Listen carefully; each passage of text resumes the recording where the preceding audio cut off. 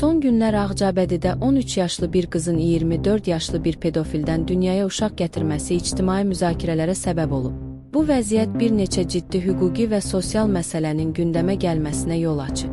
Azərbaycan Uşaqları İctimai Birliyinin sədri Kəmalə Ağazadə sosial mediadakı hesabında paylaşır. Məhkəmənin hökmü ilə cinayətə görə pedofilə 6 il azadlıqdan məhrum edilmə cəzası verilib. Lakin o şərti cəza çəkməklə sınaq müddətinə azadlığa buraxılıb. Bugün həmin şəxs 13 yaşlı qızla bir evdə yaşayır və qız 18 yaşa çatdıqdan sonra onunla evlənməyi gözləyir. Bu vəziyyətin ortaya çıxardığı sual isə qanunun və cəzanın nə dərəcədə tətbiq olunduğudur.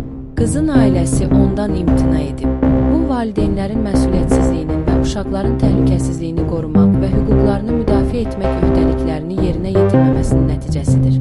Ailə niyə uşağının hüquqlarını müdafiə etmir? Həmin ailə mütləq şəkildə icra hakimiyyətinə müraciət etməli və uşağın reabilitasiyasını təmin etməlidir, deyə o qeyd edib.